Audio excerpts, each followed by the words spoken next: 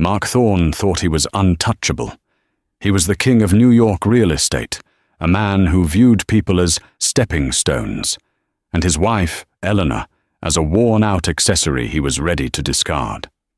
He looked her in the eye on their 10th anniversary and told her to get out, sneering that she would leave this marriage with exactly what she came in with. Absolutely nothing. He thought he had the best lawyers money could buy. He thought he had hidden every asset. But Mark made a fatal calculation. He forgot to ask who Eleanor really was before she married him, and he certainly didn't know who was waiting behind the courtroom doors to destroy him. The envelope on the table wasn't a card. It was too heavy, too thick, and the manila color clashed violently with the pristine white tablecloth and the crystal flute of vintage Dom Perignon bubbling softly in the candlelight. Eleanor Thorne sat very still. She had spent the entire day preparing for this evening. She had gone to the salon, asking for the soft waves Mark used to say he loved. She had worn the emerald silk dress he had bought her 5 years ago, back when he still looked at her with something other than mild irritation. It was their 10th anniversary, a decade of life, built brick by brick. "Go ahead," Mark said, his voice devoid of warmth. He didn't sit down. He stood by the fireplace of their penthouse living room, swirling a glass of scotch, looking out at the Manhattan skyline as if the city were his personal chessboard. "Open it." Eleanor's hand trembled as she reached for the envelope. "Mark, what is this? The reservation at Le Coucou is in 30 minutes. Cancel it," he said, taking a sip of his drink. "We aren't going to dinner, Eleanor. We aren't doing this charade anymore." She tore the seal. The words at the top of the document seemed to swim before her eyes, but the bold lettering was undeniable. Petition for dissolution of marriage. The air left her lungs in a sharp, painful gasp. "Divorce? Mark, I don't understand. We just booked the trip to Aspen. We were talking about renovating the kitchen last week." Mark finally turned to look at her. His face was handsome, chiseled, and utterly cold. It was the face that graced the covers of Forbes and Architectural Digest. It was the face of the CEO of Thorne Developments, a man known for his ruthless negotiation tactics. Tonight, his wife was the negotiation. "I was talking about renovating the kitchen," Mark corrected her, walking over to the table and looming above her. "You were just nodding along, Eleanor, like you always do. You've become stagnant."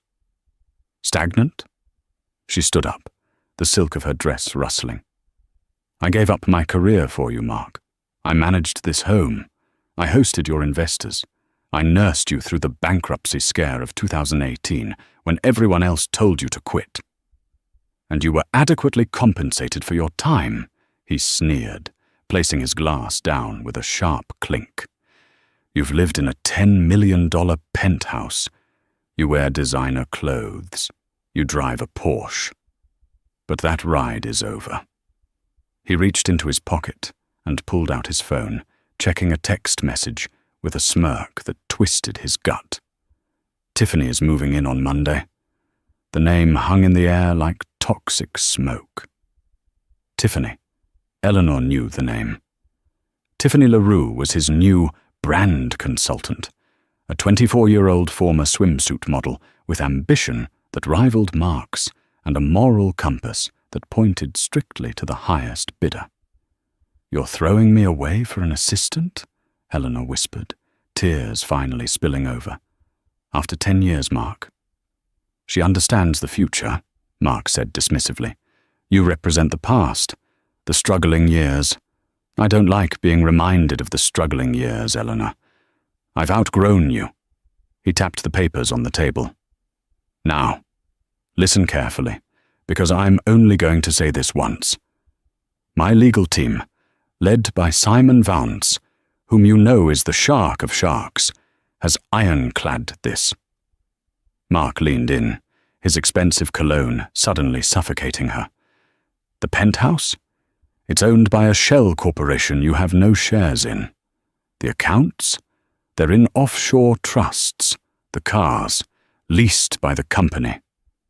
Eleanor stared at him, her heart hammering against her ribs like a trapped bird. "What are you saying?" "I'm saying," Mark hissed, a cruel smile playing on his lips, "that you signed a prenup 10 years ago. You probably don't even remember reading it. It states that in the event of a divorce, you leave with what you brought into the marriage." He paused for effect. "And as I recall, Eleanor, when I found you working in that dusty little library in Boston, you had a beat-up Honda Civic and $300 to your name. So that's what you get. Nothing. I helped you build this company," Eleanor said, her voice shaking but gaining a strange, low intensity. "I edited your proposals. I designed the logo. I introduced you to your first angel investor, Mr. Henderson. You wouldn't be Mark Thorne without me." "You were a secretary with a sketchbook," he laughed.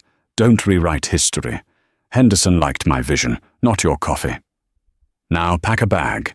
You can stay in the guest room tonight. But I want you out by tomorrow morning. Tiffany wants to redecorate the master suite this weekend." Eleanor looked at the man she had loved for a decade. She looked for a trace of the shy, ambitious boy she had met in the university library, the one who had cried in her arms when his mother died, the one who swore they would conquer the world together. That boy was dead. He had been consumed by the monster standing in front of her. She dried her tears. The trembling in her hands stopped. A strange, cold calm washed over her, a demeanor that Mark had never seen before. It was a genetic trait, something buried deep in her DNA, dormant for years, now awakened by the shock of betrayal. "You want me to leave with nothing?" she asked softly. "I don't want you to," Mark shrugged, checking his watch. "I'm telling you to. It's already done. Sign the papers, take the check for $10,000 I've generously attached as a relocation fee, and disappear, Eleanor. Don't embarrass yourself by fighting it. Simon Vance will bury you in legal fees until you're living in a cardboard box." Eleanor reached out and picked up the heavy envelope. She didn't open it. She didn't sign it. She simply held it. "Okay, Mark," she said. Her voice was void of emotion. "If that's how you want to play it." "There's no play," he scoffed. "Game over." Eleanor turned and walked toward the grand staircase. She didn't pack a bag. She didn't go to the guest room. She walked straight to the front door, opened it, and stepped out into the cold New York night without even a coat. "Where are you going?" Mark called out, momentarily confused. "You can take your clothes." "I don't want them," she said, without looking back. "You paid for them. Keep them for Tiffany. I'm sure she's used to wearing other people's things." The door clicked shut. Mark stood alone in the silent penthouse. For a split second, a shiver ran down his spine. There was something about the way she had walked out, head high, spine straight, that didn't fit the narrative of a defeated housewife. But then his phone buzzed. It was a nude photo from Tiffany. Mark smiled, the moment of doubt forgotten. He had won. He always won. The rain in New York didn't wash things clean, it just made the grime slicker. Eleanor walked 4 blocks before she hailed a cab. She was shivering, her emerald dress soaked through, clinging to her skin. Passers-by stared at the woman in the evening gown standing in a puddle. But in New York, a crying woman in a dress was just part of the scenery. "Where to, lady?" the cab driver asked, eyeing her suspiciously in the rear-view mirror. "The St. Regis," she said automatically, then stopped. She didn't have her credit cards. Mark had likely cancelled them the moment the door shut. She checked her small clutch. She had $60 in cash and a personal cell phone, not the one on the family plan, but a burner she had kept for emergencies. She had never expected the emergency to be her husband. Actually, she corrected herself, her voice raspy. Take me to the Motel 6 near JFK, the one on the conduit. The driver raised an eyebrow but didn't argue. It was a long drive from the Upper East Side to the grimy outskirts of the airport. When she arrived, the neon sign was flickering, the O in motel burnt out. It was a fitting metaphor for her life. She paid cash for a room that smelled of stale cigarettes and industrial cleaner. Eleanor sat on the edge of the lumpy mattress. The room was stark, no marble floors, no view of Central Park, just peeling beige wallpaper and the sound of planes roaring overhead. She should have been hysterical. She should have been screaming. But the cold calm was still there, anchoring her.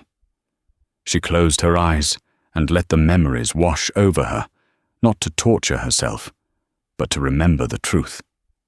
Flashback. 12 years ago. She wasn't just Eleanor.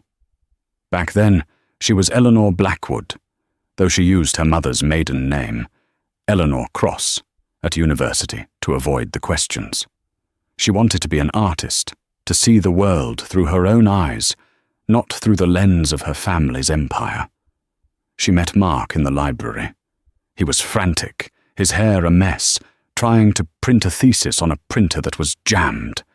"It's the toner," she had said, fixing it in 2 seconds. He had looked at her like she was a savior. He was poor, desperately poor. He was on a scholarship that didn't cover food half the time. She started bringing him extra sandwiches.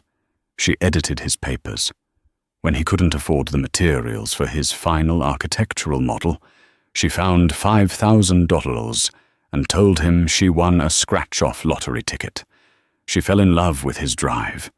He had a hunger that she, born into immense privilege, had never felt. She wanted to help him feed that hunger. When they married, she made a choice. Her father, the formidable patriarch of the Blackwood family, had disapproved. "He loves your wallet, not your soul, Elle," her father had warned. "He's a climber, and climbers step on things to get to the top." "I'm not telling him who we are," Eleanor had told her father. "I want to be loved for me. I'm cutting myself off. I'll live on his salary. We'll build it together." Her father had signed the papers reluctantly. Eleanor Blackwood legally became Eleanor Thorne.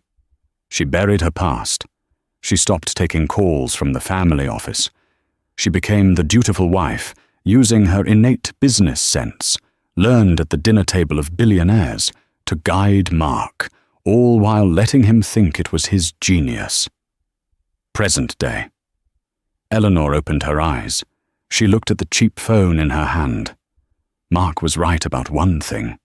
She had signed a prenup. He had insisted on it, ironically, to prove he wasn't after her meager savings as a librarian. But Mark was arrogant. He had used a template he downloaded off the internet back then. He had told her to leave with what she came with. "He forgot," she whispered to the empty room. "He forgot that I didn't come with money. I came with connections." She dialed a number. It was a number that hadn't changed in 20 years. It rang once, twice. "This is the private line of Jonas Blackwood. Who is this?" The voice was deep, authoritative, and terrifying to most of the business world. To Eleanor, it sounded like safety. "Jonas," she said, her voice finally cracking. "It's Elle." There was a silence on the other end, a heavy, pregnant silence. Jonas Blackwood, the CEO of Vanguard Enterprises, a conglomerate that could buy and sell Mark's company 10 times over before breakfast, did not like surprises. "Eleanor?" His voice softened, losing the boardroom edge. "It's been 10 years. Where are you?" "I'm at a motel near JFK." "Why?" The sharpness returned. sharper than a guillotine blade. "Mark," she said. He kicked me out. He's divorcing me. He told me to leave with nothing."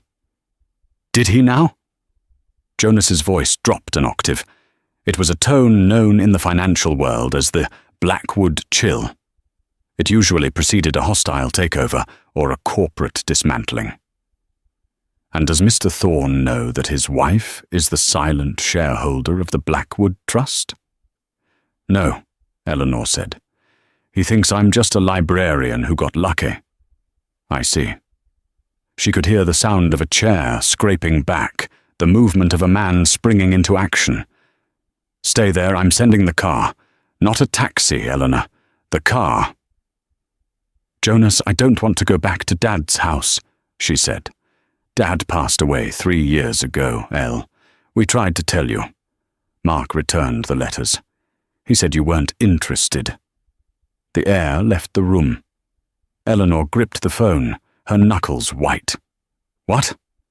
"He blocked us," Jonas said, the anger vibrating through the phone line. "He sent cease and desists to the family office. He told us you wanted nothing to do with us.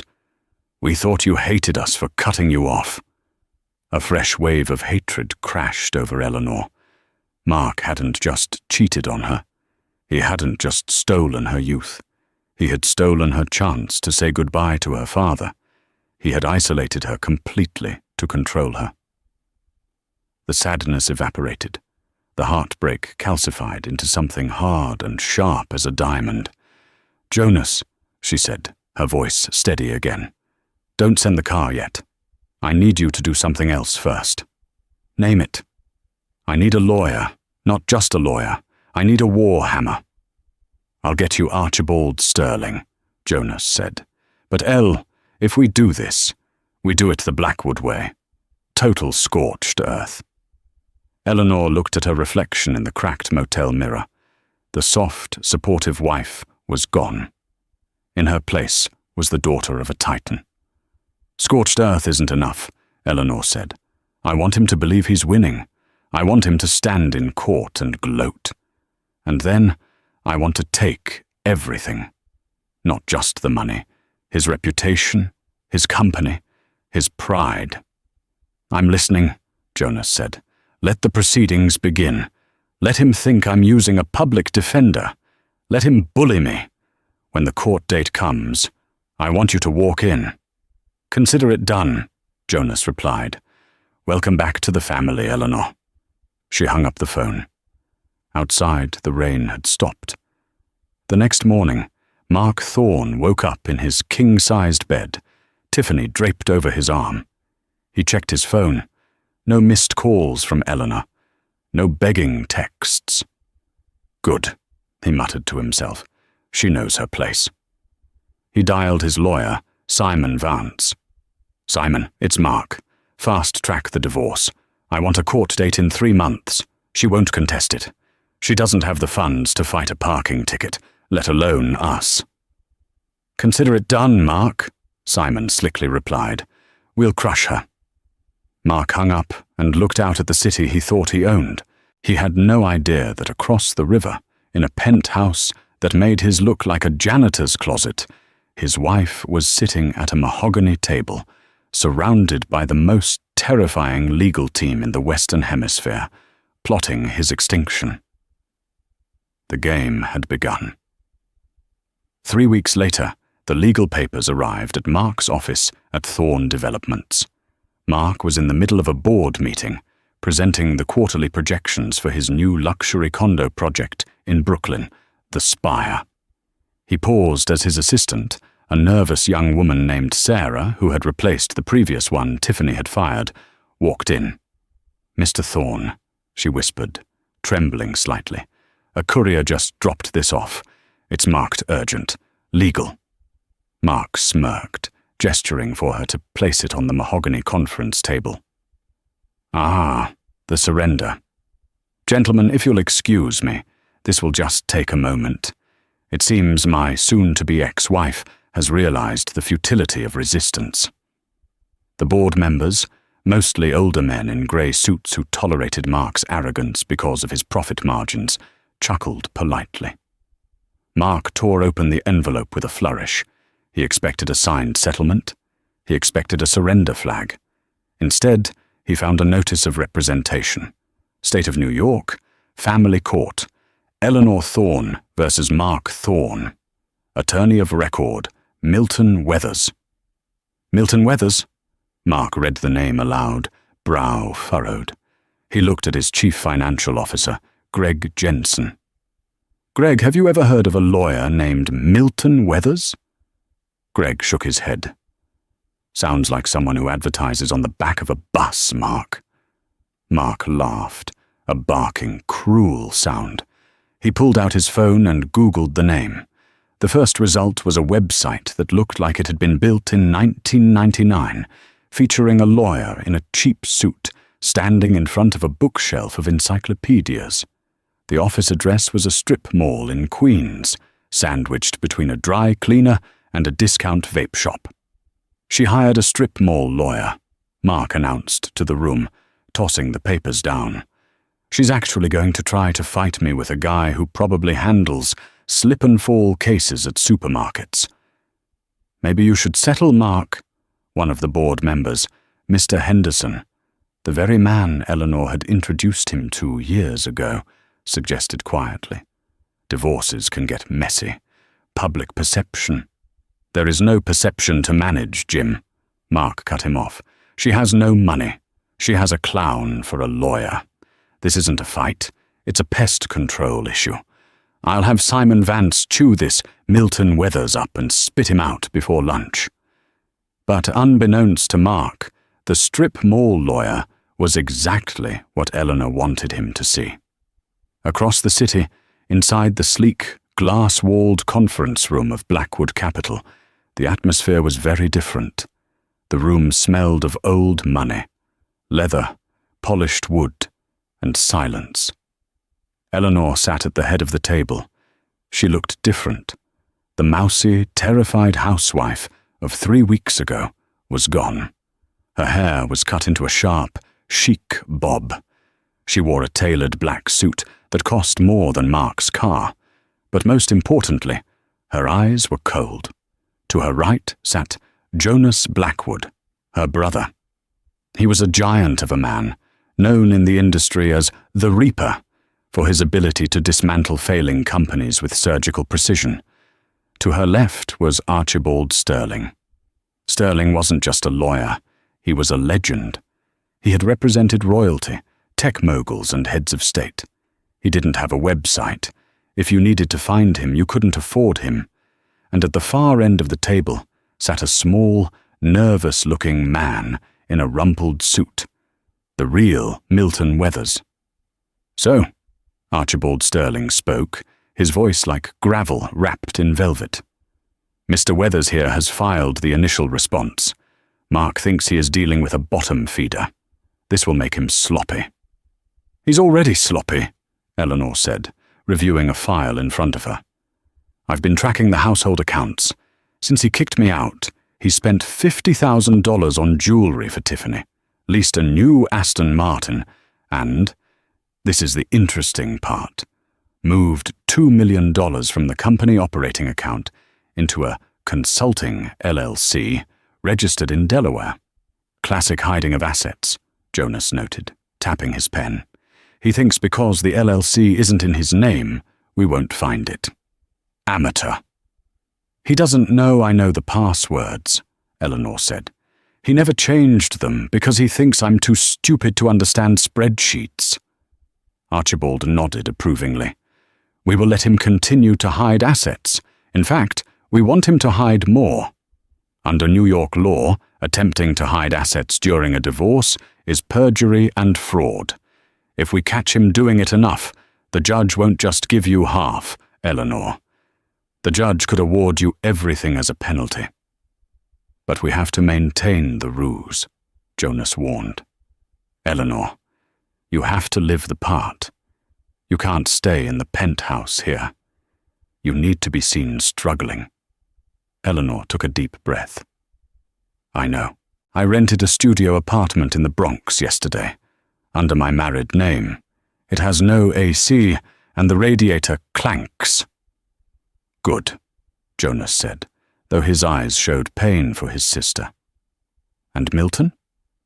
The small lawyer jumped. "Yes, Mr. Blackwood. When you meet with Simon Vance, I want you to be incompetent, stutter, drop papers. Let him bully you, make demands that make no sense, make Mark believe he has already won." I can do that, sir," Milton stammered. "I'm actually quite good at being nervous." "Excellent," Archibald said. "The court date for the preliminary hearing is set for November 15th. That gives us 2 months. Eleanor, keep your head down. Mark will try to provoke you." "Let him try," Eleanor said, closing the file. "He's not fighting his wife anymore. He's fighting a Blackwood." The weeks leading up to the hearing were a torture of their own design. Mark was living the life of a bachelor king. Tiffany had moved into the penthouse and immediately begun erasing Eleanor's presence. She replaced Eleanor's antique furniture with gaudy modern art. She threw parties that lasted until 4 a.m. on Tuesdays. One afternoon, a month before the trial, Eleanor was walking out of a grocery store in Midtown. She was playing her part perfectly, wearing jeans and a worn-out coat, carrying 2 bags of groceries. She had to maintain the image in case Mark had a private investigator watching her. As she waited for the crosswalk light to change, a sleek silver Aston Martin pulled up to the curb. The window rolled down. It was Mark. Tiffany was in the passenger seat, wearing oversized sunglasses and laughing at something on her phone. "Well, well," Mark's voice boomed, causing people on the sidewalk to turn. "If it isn't the ex-Mrs. Thorne." Eleanor froze. She tightened her grip on the grocery bags. "Hello, Mark. Shopping for... what is that? Ramen?" Mark sneered, looking at her bags. "I heard you're living in the Bronx now. How quaint. I hope the rats aren't too big." Tiffany leaned over, pulling down her sunglasses to inspect Eleanor. "Oh my God, Mark, is that her? She looks tired." "She looks like what she is," Mark laughed. "A nobody." He opened the car door and stepped out. He was wearing a bespoke suit, looking every inch the master of the universe. He walked around the car and stood in front of Eleanor on the busy sidewalk. "I'm going to do you a favor, Eleanor," he said, his voice dropping so only she could hear. "Because I'm a generous guy. Call off your joke of a lawyer. Sign the papers I sent. I'll up the relocation fee to $20,000. That's 2 years of rent in whatever dump you're living in." "I don't want your money, Mark," Eleanor said, channeling every ounce of her acting ability to sound weak and defeated. "I just want what's fair." "Fair?" Mark barked a laugh. "Life isn't fair, honey. Look at us. I'm about to close a $100 million deal with the city. You're buying generic bread. You can't win. Simon Vance is going to destroy you in court. He's going to subpoena your medical records, your diary, everything. He'll make you look like an unstable gold digger." He reached into his pocket, pulled out a $100 bill, and tucked it into the pocket of her worn coat. "Buy yourself a nice dinner, Elle. On me. Consider it alimony." He patted her cheek, a patronizing, humiliating gesture, then turned and got back into the car. The engine roared, and the Aston Martin peeled away, leaving Eleanor standing in a cloud of exhaust fumes. Passers-by looked at her with pity. A woman next to her shook her head. "What a jerk. You okay, honey?" Eleanor looked down at the $100 bill sticking out of her pocket. She slowly pulled it out. She didn't cry. A slow, terrifying smile spread across her face. "I'm perfectly fine," she told the woman. "He just made a mistake." "What mistake?" "He thinks he's the predator," Eleanor whispered as she walked away. "But he's just the bait." That night, Eleanor called Archibald Sterling. He approached me, she said. Did he say anything specific? He mentioned the Spire deal with the city, Eleanor said. He said he's about to close it. Interesting, Archibald murmured. That deal requires a rigorous audit of his company's liquidity. If he's hiding money in Delaware LLCs to keep it from you, his liquidity reports to the city are likely falsified. Exactly, Eleanor said. If we reveal that during the divorce proceedings, Archibald mused, the city will pull the contract. His stock will tank. He'll be leveraged to the hilt with no income. Do it, Eleanor said. Archibald cautioned. That won't just hurt him. It will destroy Thorne Developments, the company you helped build. It will wipe out everything. Eleanor looked at the empty walls of her temporary apartment. She thought of the letters Mark had returned to her dying father. She thought of the years she spent building his ego while he diminished hers. Burn it down, Archie, she said. Burn it all down. The day of the hearing arrived with grey skies and a biting wind. The New York family court was a bustle of misery, people arguing in hallways, crying babies, and overworked clerks. Mark strode in like he was entering a gala. He was flanked by Simon Vance, a man who looked like a predatory bird with slicked-back hair and a suit that cost more than most people's cars. Behind them was Tiffany, dressed in an inappropriate white cocktail dress, treating the hallway like a runway. On the other side of the aisle, Eleanor sat on a wooden bench. She wore a simple grey dress and no makeup. Next to her sat Milton Weathers, who was currently dropping a stack of files on the floor and scrambling to pick them up. Mark nudged Simon. Look at them. It's pathetic. Let's get this over with so I can go to lunch. Don't worry, Mr. Thorne, Simon Vance sneered. I'll have the judge dismiss her claims for spousal support in the first 10 minutes. The bailiff opened the doors. All rise for the Honourable Justice Marilyn Hart. Judge Hart was a no-nonsense woman in her 60s who had seen every lie a husband could tell. She sat down and peered over her glasses. Thorne versus Thorne, she announced. Appearances?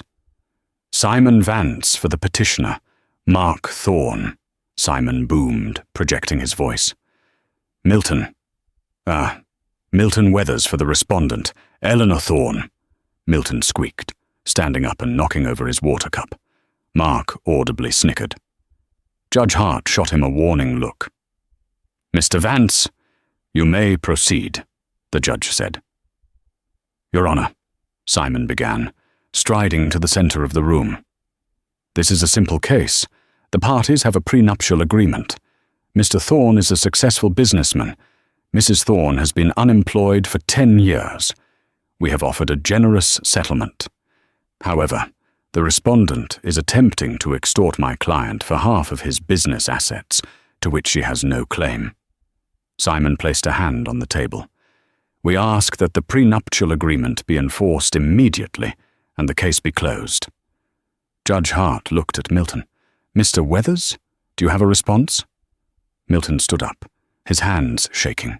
He looked at his notes, then at Eleanor, then at the judge. Actually, Your Honour, I do have a motion. Spit it out, Counsellor, the judge said. I would like to request a substitution of counsel, Milton said. Mark rolled his eyes. Oh, for God's sake, she's firing him now. This is a delay tactic, Your Honour. Denied, Simon Vance shouted. This is an abuse of the court's time. Mr. Weathers, Judge Hart sighed. Who is the new counsel? Is he present? Yes, Your Honour, Milton said, finally smiling. It wasn't a nervous smile anymore. He's right outside. Milton stepped aside. The double doors at the back of the courtroom swung open. The room went silent. Walking down the centre aisle was not another strip mall lawyer. It was a phalanx. First came 4 junior associates in matching charcoal suits, carrying bankers' boxes of evidence. Then came a man Mark recognized from the news, Archibald Sterling, the most feared litigator in New York, but it was the man walking beside Sterling who made the blood freeze in Mark's veins. It was Jonas Blackwood. Jonas didn't look at the judge. He didn't look at the lawyers. He walked straight to the defense table, pulled out the chair next to Eleanor, and sat down. He took her hand and squeezed it. Mark stared. His mouth opened, but no sound came out. "Your Honor," Archibald Sterling said, his voice commanding the room instantly. Archibald Sterling, taking over representation for Mrs. Eleanor Blackwood Thorne. "Blackwood," Simon Vance whispered, his face draining of color. He turned to Mark. "You didn't tell me she was a Blackwood." I didn't know," Mark stammered. "What is going on?" "And," Archibald continued, "we are not here to discuss the prenuptial agreement, Your Honor. We are here to file a cross-petition for divorce on the grounds of adultery, massive financial fraud, and spousal abuse. We also have a motion to freeze all assets of Thorne Developments, pending a forensic audit." "Objection!" Simon Vance screamed, though his voice cracked. "This is ambush!" "It's not an ambush," Jonas Blackwood spoke for the first time. His voice was low, calm, and terrifying. "It's an execution." Judge Hart looked from the flustered Simon Vance to the stone-faced Archibald Sterling. She looked at Eleanor, who was finally looking up, her eyes meeting Mark's with a gaze of pure steel. "Motion to substitute counsel is granted," Judge Hart said, banging her gavel. She leaned forward, looking interested for the first time all day. "Mr. Sterling, you mentioned fraud." "Yes, Your Honor," Sterling said, opening the first banker's box. "We have evidence that Mr. Thorne has concealed approximately $12 million in offshore accounts. We also have proof that he has falsified liquidity reports to the City of New York regarding the Spire project.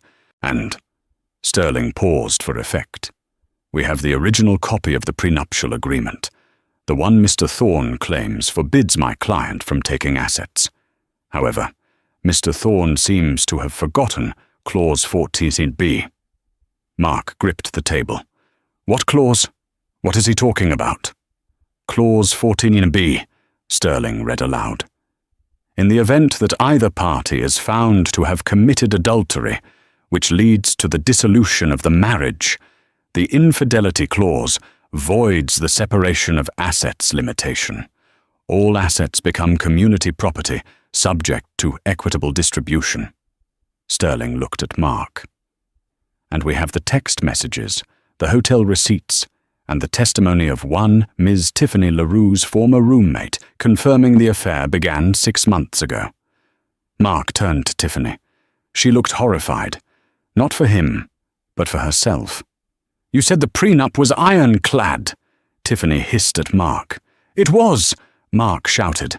"I downloaded it myself." "From a template," Sterling noted dryly. "A template that includes standard infidelity clauses. Did you not read the fine print, Mr. Thorne?" Eleanor stood up slowly. She looked at her husband across the aisle. "You told me to leave with what I came with," she said clearly, her voice ringing through the silent courtroom. "I came into this marriage with my integrity, and I came with my family." She gestured to Jonas. "Now," Eleanor said, "I'm taking what I built." "Your Honor," Sterling said, "we request an immediate freezing of all accounts." "Granted," Judge Hart said instantly. Mark slumped in his chair. His phone buzzed in his pocket. It was a notification. "Alert. Corporate accounts frozen. Vanguard Enterprises has initiated a hostile takeover bid for Thorne Developments." He looked at Jonas. Jonas winked. The trap hadn't just snapped shut. It had crushed him. The chaos outside the courtroom was worse than the silence inside. As Mark stumbled out of the double doors, dazed and loosening his tie, he was blinded by the flashbulbs of paparazzi. But these weren't the friendly photographers from the society pages he was used to. These were news crews. "Mr. Thorne," Is it true your assets have been frozen? Mr. Thorne, what do you have to say about the fraud allegations regarding the Spire project? Is it true you didn't know your wife was a Blackwood? Mark tried to push through them, looking for his driver. No comment. Get out of my way. He looked around for Tiffany. She was standing near the exit, typing furiously on her phone. Tiffany, let's go! He barked. She looked up, her face cold. I'm taking an Uber, Mark.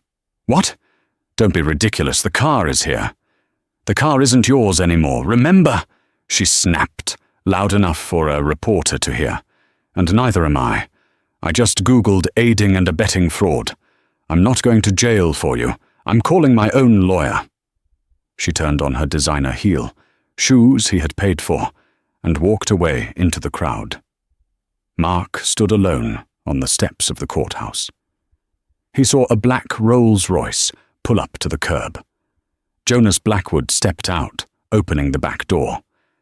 Eleanor emerged from the courthouse, flanked by security. She didn't look at the cameras. She didn't look at the crowd. She looked straight ahead, sliding into the car with the grace of a queen reclaiming her throne. As the car pulled away, Mark's phone rang. It was Greg Jensen, his CFO. Mark, where are you? Greg sounded like he was hyperventilating. The SEC is here. They're raiding the office. They have boxes, Mark. They're taking the computers. Stall them, Mark screamed into the phone. I'll be there in 20 minutes. There's no point, Greg whispered. The city just pulled the Spire contract. The news broke about the liquidity fraud. Vanguard Enterprises just bought our debt notes, Mark. Jonas Blackwood owns our loans now. He's calling them in immediately. He can't do that. He can. We're in default. It's over. Security is escorting me out. Don't come to the office, Mark. They have a warrant for your arrest regarding the embezzled funds in Delaware. The phone slipped from Mark's hand and shattered on the concrete. The next 48 hours were a blur of humiliation. Mark wasn't allowed back into his penthouse. The locks had been changed by the bank. He stayed in a hotel, paying with cash until he ran out. His credit cards were declined. His friends, the friends who drank his scotch and laughed at his jokes, stopped answering his calls. He sat in a small hotel room, watching the news on a grainy TV. Breaking news: the collapse of Thorne Developments, how the king of real estate built a castle on sand. Eleanor Blackwood, daughter of the late Titan James Blackwood, has announced she will be acquiring the distressed assets of her husband's firm to protect the employees. She wasn't just leaving him. She was eating him alive. Mark had always believed that money was power. He had forgotten that true power wasn't about what you had in the bank. It was about who you were when the bank account was empty. And without his money, Mark Thorne was nobody. He had one card left to play. He knew Eleanor. He knew her heart. Underneath the Blackwood armor, she was still the woman who brought him sandwiches in the library. If he could just talk to her, just look her in the eyes, he could manipulate her. He could charm her. He could get her to drop the charges and give him a settlement. He cleaned himself up as best he could. He put on his one remaining suit, and he went to the only place he knew she would be.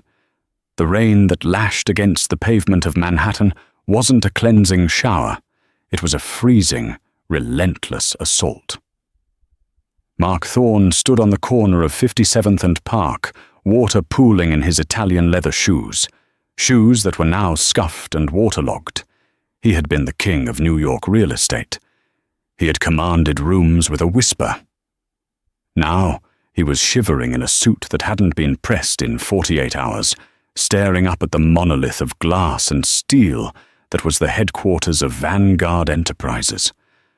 The building pierced the low-hanging clouds, a fortress of wealth and power. And somewhere on the top floor, sitting above the weather and the chaos, was his wife, or rather, the woman who was currently dismantling his existence. Mark wiped rain from his eyes and pushed through the revolving doors. The lobby was warm, smelling of white tea and expensive polish. He walked toward the security desk, trying to summon the arrogance that had carried him through life for the last decade. "I'm here to see Eleanor." "Mrs. Thorne," Mark said. His voice cracked slightly. The security guard, a man with a neck as thick as a tree trunk, didn't even look up from his monitor. "Do you have an appointment?" "I'm her husband," Mark snapped, though the bite was gone from his tone. "Just call up. Tell her I'm ready to surrender." The guard looked him up and down. He saw the dark circles under Mark's eyes, the slight tremor in his hands, the water dripping from his nose. It wasn't the look of a CEO, it was the look of a desperate man. "Wait here," the guard grunted. 10 agonizing minutes passed. Mark paced the marble floor. Every time the elevator dinged, he jumped. He rehearsed his speech in his head. "I'll appeal to her heart. She's soft. She's always been soft. That's why I married her. I can mold her. I just need 5 minutes to remind her who we are." Finally, the guard waved him over. "Top floor. You have 10 minutes. If you aren't down in 11, I come up and drag you out." Mark straightened his tie, slicked back his wet hair with his hands, and stepped into the elevator. The ascent was smooth and silent, but his ears popped as the numbers climbed. 40, 50, 60. With every floor, his stomach twisted tighter. He was ascending to Olympus, but he was coming as a beggar. The doors slid open with a soft chime. The office was cavernous. It was less a workspace and more a sanctuary of intimidation. Floor-to-ceiling windows offered a panoramic view of the city he used to think he owned. The furniture was sparse, modern, and terrifyingly expensive. Standing by the window with her back to him was Eleanor. She wore a white suit, tailored to perfection, sharp enough to cut glass. She didn't turn around when he entered. To her left, sitting in a leather armchair and reading a file, was Jonas Blackwood. "Eleanor," Mark breathed. She turned slowly. Mark stopped. He expected to see anger. He expected to see the red-rimmed eyes of a woman scorned. He expected screaming. But there was nothing. Her face was a mask of absolute, terrifying indifference. She looked at him, not with hatred, but with the mild curiosity one might have for a bug trapped in a jar. "Hello, Mark," she said. Her voice was calm, steady, and stripped of all warmth. "You're dripping on the Persian rug." I didn't have an umbrella," Mark stammered. He took a step forward, his hands held out in a pleading gesture. "Eleanor, please, we need to talk." "We are talking," she said, walking around the massive oak desk and sitting down. She gestured to a hard wooden chair opposite her. "Sit." Mark sat. He felt small. The desk was vast, a physical barrier between his ruin and her power. "I've lost everything, Eleanor," Mark began, letting his voice break. He knew how to play the victim. "The banks locked me out. The SEC raided the office this morning. They took my laptop. They took my passport. Greg told me there's a warrant being typed up right now." He looked at her, eyes wide and imploring. "They're talking about prison, Eleanor. Federal prison. For fraud." "Yes," Eleanor said, picking up a silver pen and twirling it idly.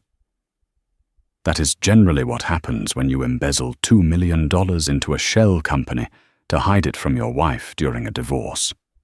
It's called bankruptcy fraud. My brother tells me the sentencing guidelines are quite robust." Jonas flipped a page in his file, the sound loud in the quiet room. "I did it for us," Mark lied, leaning forward. "I was scared, Eleanor. The market was volatile. I wanted to create a safety net for our future. I was trying to protect the family." Eleanor stopped twirling the pen. She stared at him. The silence stretched for 5 seconds, then 10. "Mark," she said softly, "do not insult me. You didn't do it for us. You moved that money to fund a life with a 24-year-old swimsuit model named Tiffany. You did it because you thought I was stupid. You thought I was just the little librarian you plucked from obscurity." "No, that's not true. I love you." Mark stood up, desperate now. "Remember the library? Remember the sandwiches? Remember how we dreamed of taking over the city? I made you, Eleanor. I gave you this life. We are a team." Eleanor laughed. It wasn't a happy laugh. It was dry, hollow, and sharp. "You made me?" she repeated. She stood up, and for a second she seemed 10 feet tall. "You didn't make me, Mark. You consumed me. I gave you my connections. I gave you my inheritance, channeled through investors so your fragile ego wouldn't bruise. I edited your proposals. I smoothed over your mistakes. I built the stage so you could play the king." She walked to the edge of the desk. "And when you thought you were big enough, you tried to throw me away like trash. You told me to leave with nothing. Do you remember that night? You stood there, drinking champagne, and told me I was worth 0. Mark slumped back into the chair. The fight was draining out of him. "I was angry. I didn't mean it. Please, Eleanor, I'm begging you. I can't go to jail. I'll die in there. Help me. Just make it stop." Eleanor looked at Jonas. Jonas nodded once, closing the file. "I'm not going to let you go to jail, Mark," Eleanor said. Mark's head snapped up. Hope, wild and blinding, rushed back into his chest. You aren't?" "No," she said. "I have spoken to the district attorney. Vanguard Enterprises has agreed to acquire Thorn Developments. As part of the acquisition, we are covering all outstanding debts and repaying the embezzled funds to the corporate accounts immediately. The fraud charges will be dropped. The warrant will be recalled." Mark let out a sob of relief. He covered his face with his hands. "Oh, thank God. Thank you, Eleanor. Thank you. I knew you still loved me. I knew it." He wiped his face, a smile breaking through the misery. Okay, so we merge the companies. I can run the design division. I have ideas for a new tower in Midtown. We can turn this around. When can I move back into the penthouse?" Eleanor stared at him, genuinely baffled by his narcissism. "You aren't moving back in, Mark, and you aren't running anything." She slid a document across the desk. It was thick, bound in blue legal paper. "This is a sale and purchase agreement. It transfers 100% of your shares, assets, intellectual property, and rights in Thorn Developments to me. It also includes a permanent non-compete clause.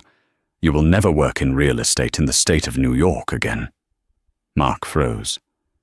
You're taking my company?" "I'm saving the company," she corrected. "I'm saving the jobs of the 300 people you didn't care about. I'm buying the debt you created." "But what about me?" Mark whispered. "This company was my life. If you take it, what do I have left?" "You have your freedom," Eleanor said, "which is more than you deserve." "But I need something to start over," Mark stammered. "A settlement, a buyout. The company was valued at $500 million last year. Even with the debt, the brand is worth something." "The brand is toxic," Jonas spoke up from the corner, his voice deep and rumbling. "But we are generous." "Yes," Eleanor said. "We are paying you for the company. A fair market value for what you currently bring to the table." Eleanor reached into the pocket of her white blazer. She pulled out a single object and placed it on the polished oak desk. It was a $1 bill. It was crisp, green and lonely against the vast expanse of wood. Mark stared at it. The room went so silent he could hear the rain hitting the glass 50 stories up. $1? Mark whispered. You told me to leave the marriage with what I came with, Eleanor said, her voice low and intense. I came with my integrity, my family and my mind. I still have all three. She pushed the dollar bill toward him with one manicured finger. But when I met you in that library, Mark, you were a scholarship student on academic probation. You had holes in your sneakers. You had nothing, but you had $1 in your pocket and a lot of audacity. She leaned in close, her eyes locking onto his. So, I am returning you to your factory settings. You leave with exactly what you brought. $1. No debt. No jail. Just you and the world. Mark looked at the dollar. Then he looked at Eleanor. He searched for a crack in her armor, a hint of the woman who used to rub his back when he was stressed. But that woman was gone. He had killed her with 1,000 cuts, and this queen standing before him was what had risen from the grave. Eleanor, please, he croaked, tears streaming down his face now. I can't survive on this. I have nowhere to go. It's raining. I have no home. Eleanor stood up and walked back to the window, turning her back on him. Then I suggest you find a library, she said coldly. I hear they're free. Get him out, Jonas. Jonas stood up. He didn't touch Mark, but his presence was enough. Mark Thorne, the man who wanted to own the skyline, reached out with a trembling hand. He picked up the $1 bill. He crushed it in his fist, turned, and walked out of the office. The elevator ride down was a funeral. He walked out of the building and into the pouring rain. He stood on the sidewalk, soaked to the bone, clutching a piece of paper that wouldn't even buy him a cup of coffee in the city he used to rule. Passers-by rushed around him, ignoring the weeping man in the ruined suit. He was invisible. He was nobody. Up in the penthouse, the room was quiet.